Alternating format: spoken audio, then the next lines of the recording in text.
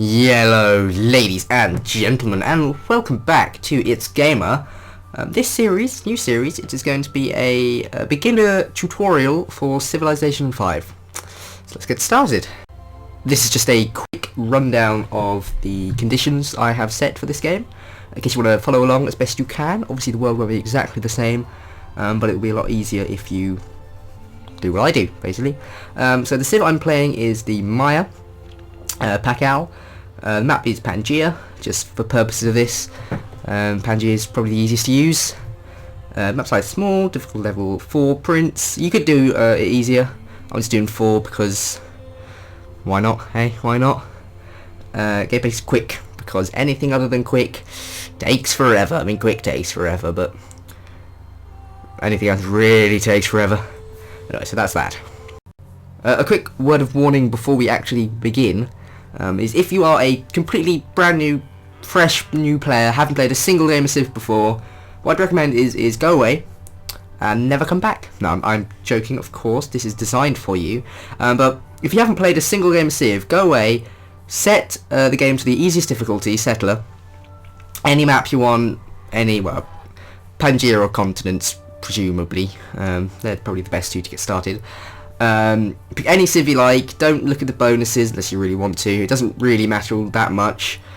Just pick a civ because you like the colour scheme or because you think the leader looks like a badass in the case of Poland. But anyway, just pick a random civ and just play a game, and trust me, you will learn so much. You might not know what the hell you're doing, but you will just learn just by doing it. When you've done that, come back to me and we'll begin this tutorial. So there we go. Right, we got rid of those losers, let's start. I'm joking, come on. Right, so the first thing in a game of Civ that you should really, well, the people think they're concerned about is where to settle your city. But it's not. It's really not. The first thing you need to do in any game of Civ, well, not any game, but your first game, is you want to go down here where my mouse is. So this button here, this little scroll button. You want to click on that and you want to make sure all of these are ticked. That's the first challenge that you need to face. So basically you might have something that looks a bit like this.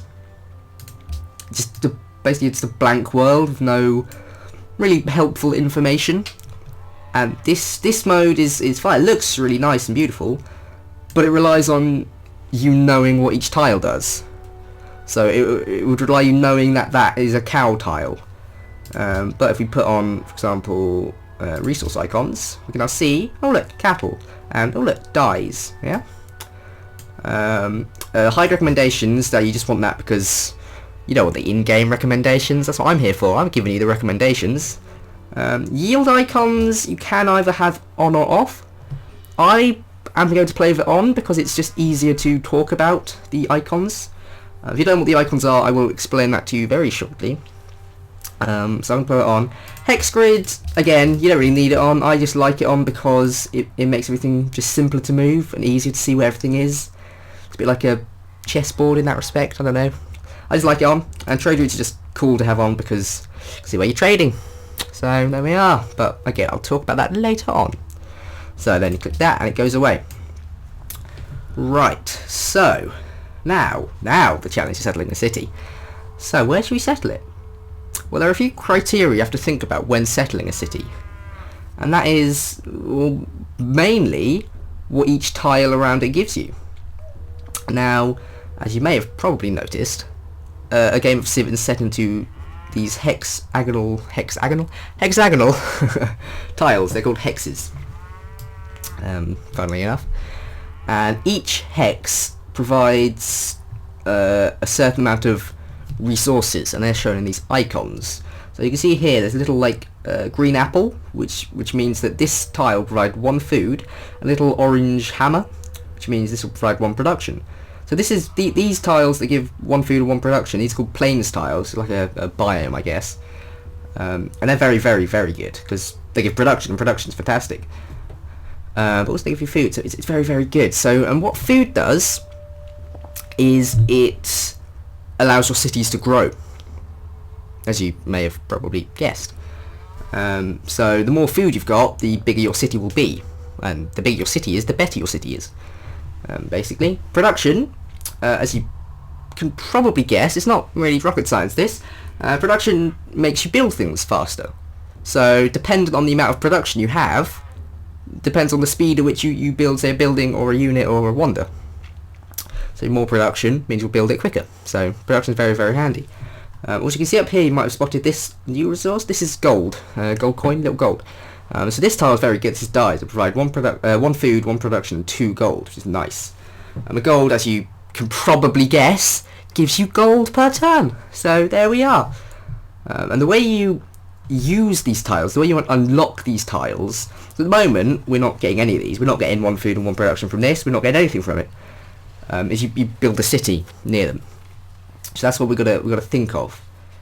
And another thing you got to think of when building a city is, what is this city next to?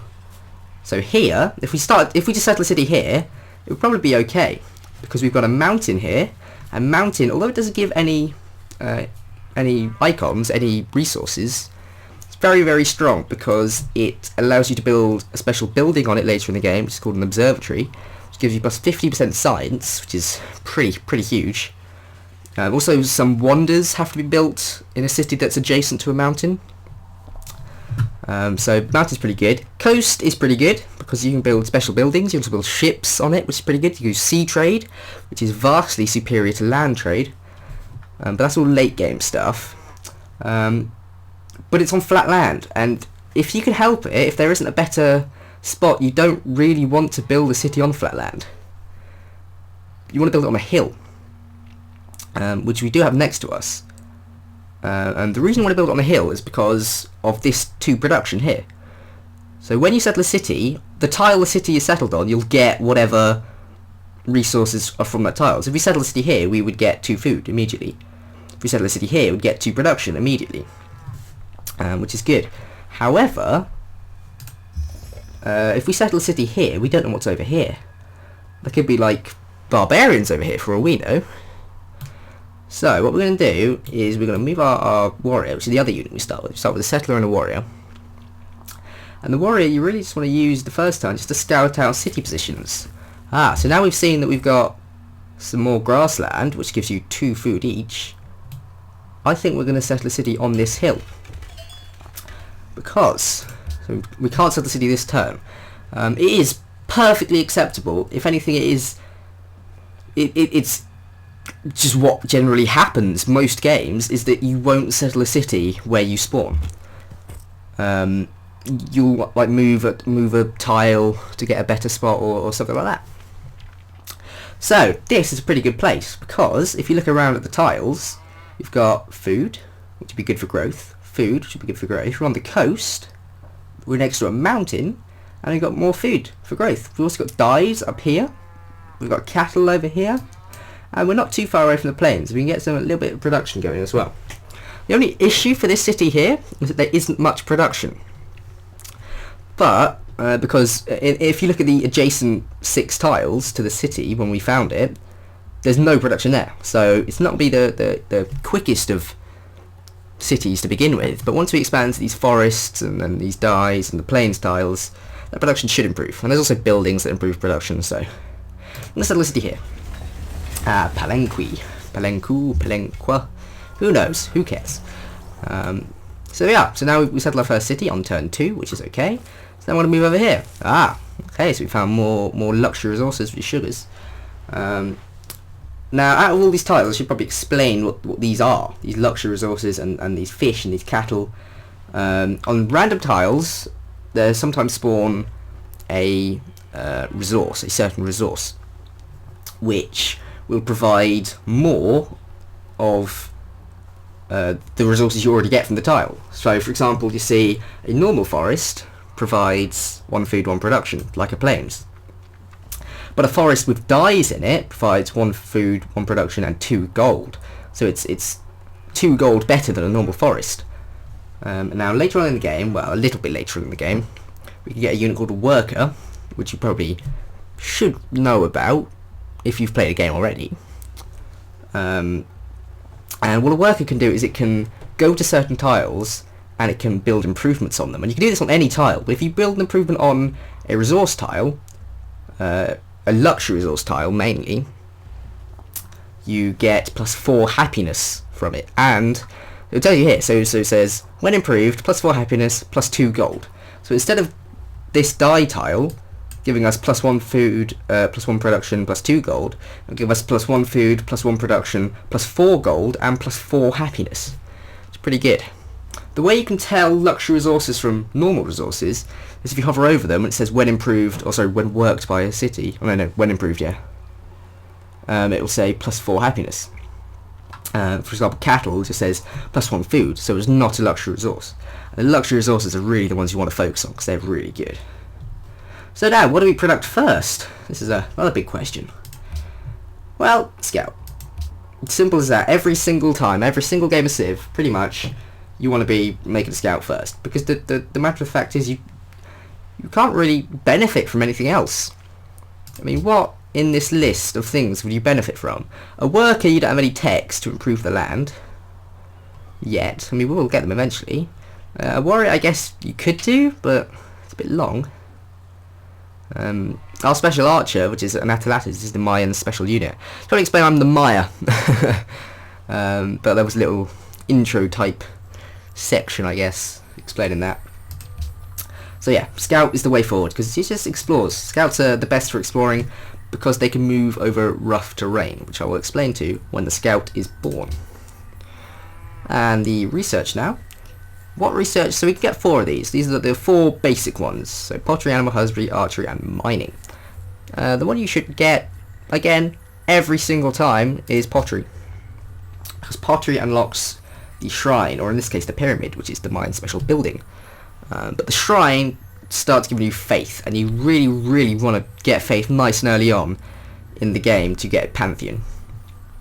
Because Pantheons are the first stage of a religion, and when you get religion in your civilization you get some pretty substantial bonuses. The Pantheon's a little bonus, but it can be very, very helpful. I'm going to keep exploring with our warrior there. So I'll just wait for the Scout to be born, I guess, be made. So with the warrior, what you really want to be doing for the first few turns or so is you basically want to be exploring in a semicircle pattern around your Civ. So you basically want to go out in a direction about 4 or 5 tiles, or in this case as far as we can, which is the sugar, and then kind of go in a big semicircle about 5 tile radius from your city, like that. Just to explore the surrounding area and to look for spots to put your second city. And then once your Scout is born, if for example this was an ocean, you do the same thing. You'd send him out here and then you do a semicircle that way. And that way you really do discover a nice big radius around your city. Okay, so now the reason Scouts are fantastic at exploring is because you see a warrior can only move 1 tile here. Because you can only move 1 tile through rough terrain. Now rough terrain classifies as hills, marshes, and forests, and jungle, but I kind of count them as forests. So you can only move 1 tile. However, Scout, I'll already show it to you here, but if he was here, if he was where the warrior was, he can move 2 tiles. So he can move into this one and then 1 over here. So yeah, so we're going to move down here. I'm going to do a semicircle like this. So there we go. So now we finished our Scout. What do we make now? Well, normally we would love to make a shrine now. We made our Scout, let's make a shrine. But we're 3 turns away from that, so we can't make a shrine yet. So what we're going to do is we're going to start building a worker. Because a worker early on is really, really nice, really, really beneficial. Because we can start building farms and improving the tiles. And when you improve a tile with a worker, you get more from that tile. So if we build a farm on a grassland, it's a normal grassland, instead of getting 2 food from it, we start getting 3 food from it. Which is brilliant. So we're going to move down here. So we found our first barbarians and our first ancient ruins. Which is pretty nice and not nice. Good news, bad news. So we'll get those ancient ruins and then we'll pretty much just leg it. As you can see here, we've discovered a mountain. Oh, he's attacking. God, how rude of him. Jeez. Wow. Okay. Now, I said before the Scouts can move 2, even over rough terrain. The reason I can't run in here and just take this barbarian camp is because you can only move 1 tile when you're adjacent to an enemy unit. It's called the zone of control, I think. So we can move 2 over here, we can move 2 over here, we can even move 2 over here. We're going to move 1 this way, and we can't take the barbarian camp. But we are going to do that because we want to get the ancient ruins. Ooh. We found the Cerro de Pozzi, which is a very, very good natural wonder. And natural wonders are incredibly special tiles. They're tiles that give a big amount of resources. So this one, for example, gives 10 gold. So if we found a city next to this bad boy, we'll be getting 10 gold a turn from this, which is outstanding. It is one of the better natural wonders. So we finished pottery now. So what do we do now? We go animal husbandry, archery, mining, or even these advanced ones, sailing, calendar, or writing. Now the classic strategy that a lot of new players seem to go for is go straight for writing and then rush the Great Library. And although, yeah, you do get quite a significant tech boost early on, it's not so significant that it's worth it. Oftentimes when you do go for an early wonder, like the Great Library, you often have one city up until very sort of late on, like turn 40-ish. And if you do that in, for example, a multiplayer game, often what's going to happen is other people is going to settle cities near you. Like, for example, if we left it, someone would probably settle a city next to this natural wonder. But we want to get in there really, really nice and quick and settle a city. So we're not going to get writing just yet. Writing's important, but it's not rush it important. What is important is production, because we don't have any in this city, pretty much. We got 2 from our hill. And the way to get production early on is to go animal husbandry, which is an odd one to get. It's not really one that many people think of. The reason we do this is because it discovers horses on the map. It reveals horses. So once we unlock animal husbandry, some of these tiles will suddenly have horses on them. I don't know why that is. Maybe we've just been wearing blindfolds all this time, or maybe horses have been invisible until someone gave them weddings. But yeah, so that's going to be good. And if, for example, a horse spawns on this tile here, this tile will no longer give 2 food. It will now give 2 food and 1 production from the horses. When we improve those horses, it will give even more production. It's very nice. Now, I said that we want to build a shrine, preferably really early, and we're going to do that now. We're going to stop building a worker for the moment and build a shrine. Well, this would be a shrine, but it's a pyramid. And the reason I picked Maya as a civ is because of this pyramid, really. Because early on, you want to focus on faith, and you kind of lack a bit of science. Well, for my strategy, you do lack the early game science, but that doesn't matter because you really do make it up sort of mid to late game. But a pyramid is an excellent way of retaining that science advantage, because not only does it give you +2 faith, which is already better than a normal shrine, which gives +1 faith, it gives +2 science, which is basically a slightly worse library. And that is fantastic. So we're going to build a pyramid straight away. Keep exploring with this guy. Let's go up here. Ah, we found gold. And look at this. A checkered border. Now, a checkered border is not another civilization. It is a city-state, which you may have noticed. And basically, what you want to do when you find a city-state is always go up to their borders. Always look to see what it is. Basically beeline towards the city-state. Because when you find a city-state, if you're the first person to find them, I think you get 30 gold. They like give you a reward, like, oh, hello person, here, have 30 gold for just looking at us, which is nice. It's not the main reason you want to do it. The main reason you want to do it is because it could be a fake city-state. Now, every city-state has a specialization, and some city-states are faith specialized, and when you discover those city-states, they give you a boost of faith. So they give you like plus 12 or something faith, which is enough to get your pantheon straight away, and pantheon is great, but I will talk about pantheons later on. If you know what I'm talking about, faith and science and gold per turn, well, you want to look up it. This is where all of your stats are displayed, and I'll go through them one by one right now. Probably should have gone through that right at the beginning, but better late than never. So of course here you have your science per turn, and the way your science per turn works is, well, you get it. So my science per turn is +5, and the way it works, you can see Animal husbandry, progress 6 of 25. So animal husbandry as a tech takes 25 science to complete. Now because we're making 5 science per turn, it's going to take 5 turns. So we've already had 1 turn, so we've got 4 turns left.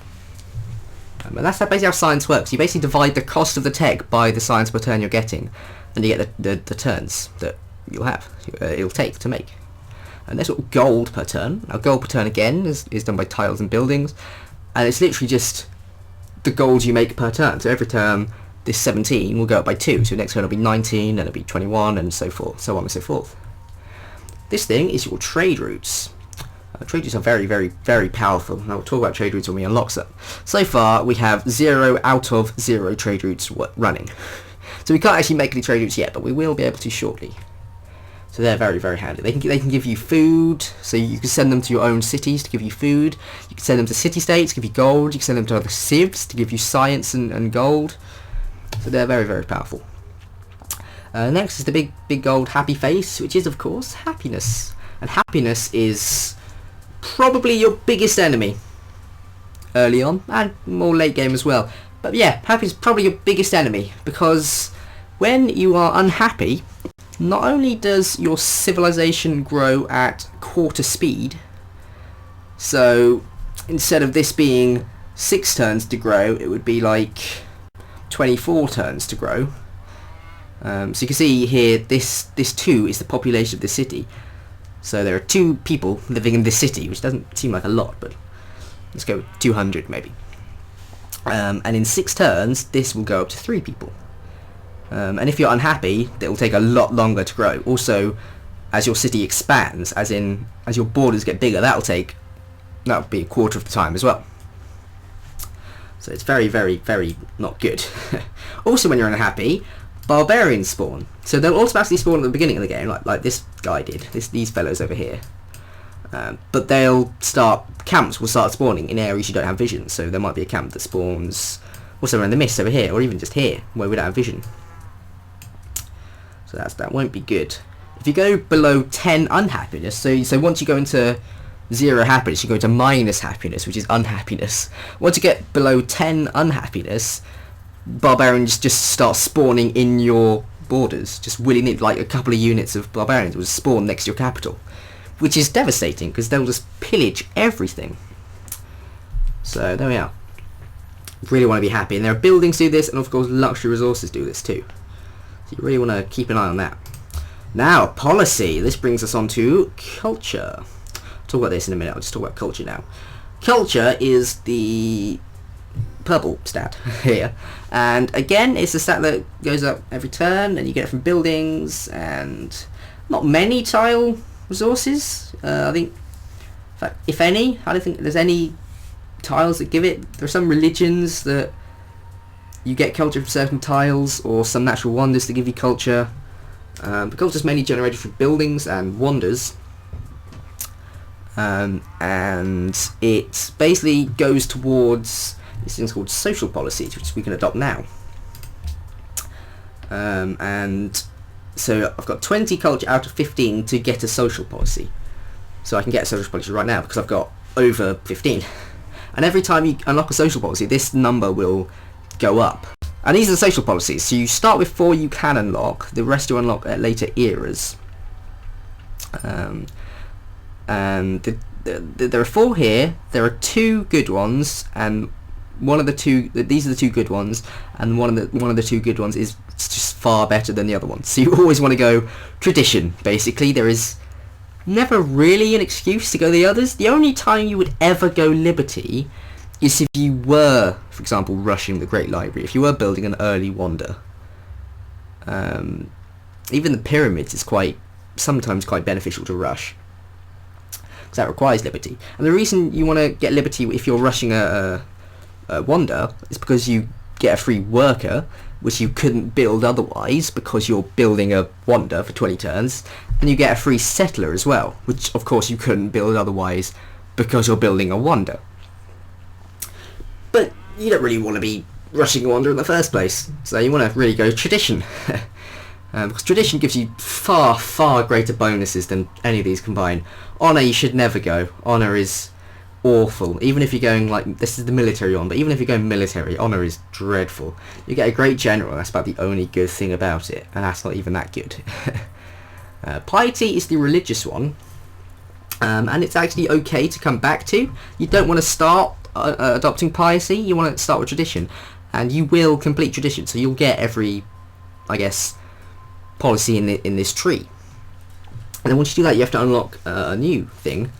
And piety, if you're very religious heavy, this is the religious one. So if you're very religious heavy, piety can be quite good, because you get this thing, Reformation belief, which basically allows you to add another bonus to your religion, which is pretty good. So we're going to adopt tradition. Okay. Let's go explore around this big mountain here. Okay. Beautiful. And I think that is where we are going to end this first episode of the beginner tutorial. Please like, favourite and subscribe if you enjoyed this. This will be the first series of a 3-series program, I guess. So there'll be this beginner tutorial, which will be several episodes long. Then there'll be an intermediate tutorial, and then there'll be an advanced expert level tutorial, if there is such a thing. I'm sure I'll find something or other to do. So there we are. So again, yeah, if you got any comments, if you got any tips for me, because I'm not perfect. But yeah, if you just want to chat, leave a comment. So there we are. So I'll say ta-ra here, and thank you for watching.